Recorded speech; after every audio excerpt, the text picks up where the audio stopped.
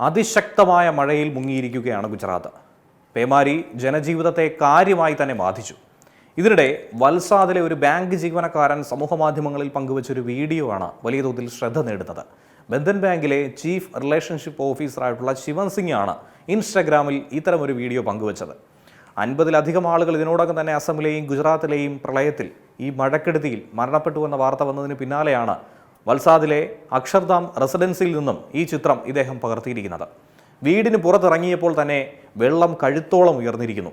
യാത്ര ഏറെ അപകടകരമാണ്. ഓഫീസിലെത്താൻ തനിക്ക് കഴിയുന്നില്ല എന്നാണ് ശിവം പറയുന്നത്. ഓഫീസിൻ്റെ താക്കോലാകട്ടെ തൻ്റെ കയ്യിലുള്ളൂ.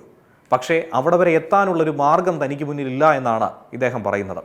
വീഡിയോ എന്തായിരുന്നാലും സമൂഹമാധ്യമങ്ങളിൽ വൈറലായി പ്രചരിച്ചു. അടിയന്തര സാഹചര്യങ്ങളിൽ ജീവനക്കാർക്ക് അവധി അനുവദിക്കണമെന്ന ആവശ്യം നിരവധി ആളുകൾ ഉയർത്തുന്നുണ്ട്. പ്രത്യേകിച്ചും ഇത്രയധികം അപകടകരമായ സാഹചര്യത്തിൽ ജോലിക്കെത്താൻ നിർബന്ധിക്കുന്നതിനേക്കാൾ ജീവനക്കാരുടെ സുരക്ഷയ്ക്കാണ് മുൻഗണന നൽകേണ്ടത് എന്നുള്ള ആവശ്യം സമൂഹമാധ്യമങ്ങളിൽ പലരും ഉയർത്തുന്നുണ്ട്. മഴബാധിത മേഖലകളിലെ ജീവനക്കാർക്ക് സൗകര്യപ്രദമായ ജോലി ക്രമീകരണം ഉയർത്തണമെന്നും സമൂഹമാധ്യമങ്ങളിൽ പലരും അഭിപ്രായപ്പെടുന്നുണ്ട്. സംസ്ഥാനത്ത് എന്തായിരുന്നാലും സ്ഥിതി കൂടുതൽ ഗുരുതരമായി തന്നെ തുടരുന്നുണ്ട്. ഇതുവരെ 40,000-ലധികം ആളുകളെ ഒഴിപ്പിക്കുകയും 2,600-ലധികം ആളുകളെ രക്ഷപ്പെടുത്തുകയും ചെയ്തിട്ടുണ്ട്. ഈ സംഭവ സ്ഥലത്ത് 5 പേർ ഇതിനോടകം മരണപ്പെട്ടുവെന്നാണ് ഉദ്യോഗസ്ഥർ സ്ഥിരീകരിക്കുന്നത്.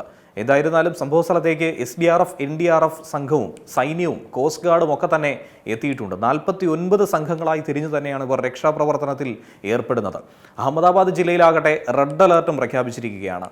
അഹമ്മദാബാദ് വീരാങ്കാം ഹൈവേ വാഹന ഗതാഗതത്തിനായി ഒട്ടും തന്നെ അനുയോജ്യമല്ല, നിലവിൽ അടച്ചിട്ടിരിക്കുകയാണ് എന്നുള്ള റിപ്പോർട്ടുകൾ പുറത്തു വരുന്നുണ്ട്. നിരവധി സ്കൂളുകളും കോളേജുകളും ഒക്കെ തന്നെ അടച്ചിട്ടിരിക്കുന്നു. ശക്തമായ മഴ തുടരുന്ന സാഹചര്യത്തിൽ ജനങ്ങൾ അതീവ ജാഗ്രത പാലിക്കണമെന്ന നിർദ്ദേശവും ഈ ഒരു സാഹചര്യത്തിൽ പുറത്തു വരികയാണ്.